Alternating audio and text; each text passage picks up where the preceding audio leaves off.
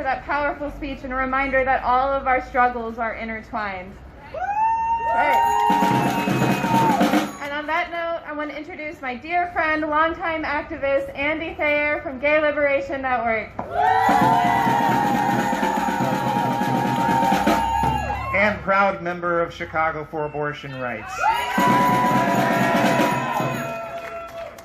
The history of all human progress is that it's come from social movements. Yes, it's later ratified by courts and politicians, but it's always come from the people. It's always come from the social movements. And the history of social movements is that they rise, they peak, and they decline. And that doesn't have to be the end of the story, because some of these social movements then rise again. But they only rise again if they rise again on a solid political basis. The LGBTQ movement in this country, I would argue, rose in the current century and peaked in 2014 with the passage of equal marriage rights across the country. And it's been a steady decline since then. Today, we are faced with over 400 anti-LGBTQ bills around the country in various state legislatures. Many of them attacking trans people and making them a focal part, the wedge issue, to attack the rest of the LGBTQ community.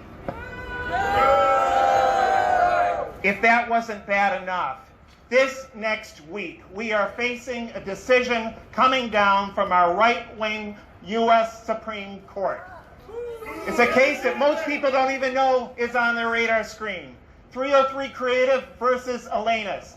This is a case which, if the right-wing justices have their way, will make it not an issue only of equal access to bathrooms, not only an issue to equal access to sports, as important as those are, but equal access to public accommodations, period, for LGBTQ people.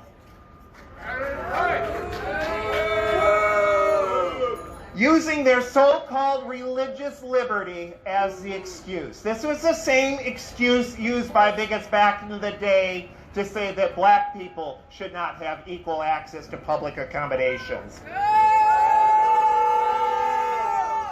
Now, some of the blame for this, I would argue, is on our own LGBTQ community. Yeah, we can point to the assholes across the street, and that's right. But some of it is right on our necks. The fracturing of our movement is illustrated by the ever-expanding acronyms we use to describe ourselves, each with their individual identity, mainly concerned only with our own individual rights and oblivious to the threats of others. And so you have gay people who write trans people out of civil rights legislation. You have trans people in turn who poo-poo or outright oppose equal marriage rights.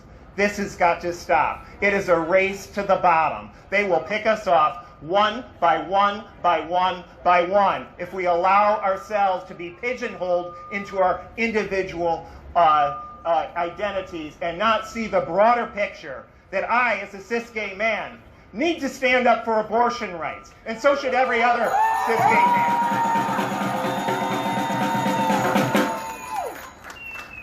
And it can show you just how different the history could be, not just into the future, but going backwards. If 1/10 of the LGBTQ people who show up at tomorrow's Pride Parade were right here today, or any number of the other abortion rights and pro-LGBTQ demonstrations, that is what we need. We need solidarity. That's how they did it back in Stonewall. Stonewall was about gay people standing up against the Vietnam War, gay people standing up for the Black Panthers against racist police violence. It was about lesbians forming the core of a revitalized women's movement, which won us Roe v. Wade. We need to rebirth that solidarity now more urgently than ever. I mentioned this horrible court case that's coming down. That's just one step down the road if we don't oppose it. Because coming up probably in the next few months, the Texas Fifth Circuit is going to be deciding whether or not mifepristone should be prescribed in the United States. That affects 53% of the people getting abortions in this country. And then when they invariably rule against us, probably at that point, then it's going to go to the Supreme Court. And we've got a battle on our hands.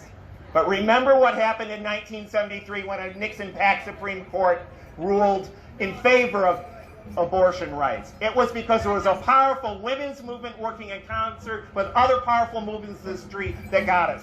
That's what we need to do today, and I'm proud to say that this demonstration is a good first step forward that, because we're not here just because we're concerned about our individual rights. We're here in solidarity with everyone whose bodily autonomy is under attack. Thank you very much.